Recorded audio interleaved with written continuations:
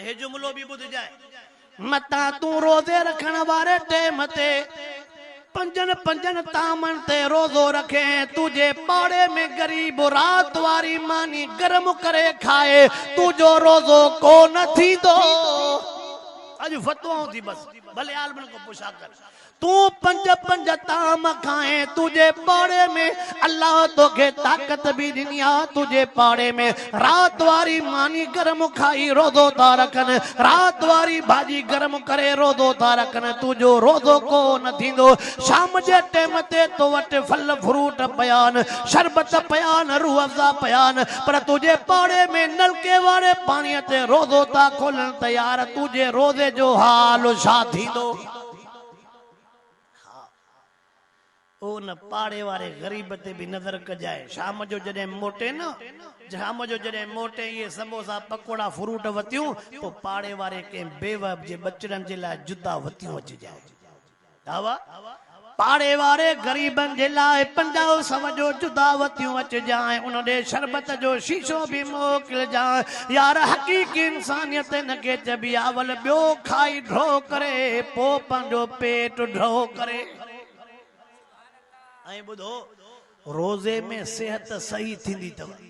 रोजे में सेहत रब इंतजाम करे छडियो आ सांझे जो एतरो खाऊं था भव थींदो त यो हजम ही न थींदो त सुबह जो वरी छा खाईंदासे रब फरमाया गणती न के 20 रकातो तरावी तव हेठ मथे थींदो यो सजो मगरिब वारो खाधो चट्टो तरावीन में सजो वरी जो सुबह तर वल मुंड वरी सजो कूनर हिक तो इंशाअल्लाह रोजा वडा भी रखंदा से नौजवान भी रखंदा से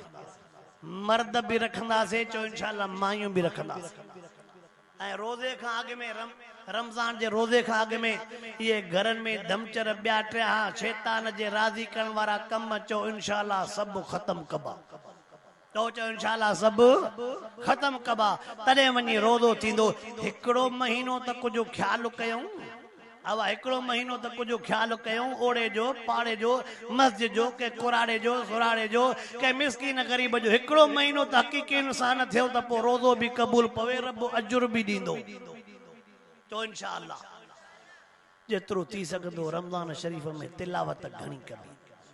जेतरो थी सको तिलावत घणी नौजवानो रमजान शरीफ जे महीने में कुछ मोबाइल के बंद रखजो तिलावत घणी क्यों इस्तगफार घणो ला इलाहा इल्लल्लाह जी कसरत होजे जेतरो थी सके रमजान जे महीने में ज़बान का कूड़ गिला ठगी हर जिस्म के गुनाहन का बचायो त इंशाअल्लाह रोजे जो सवाब डबल थी मिलंदो।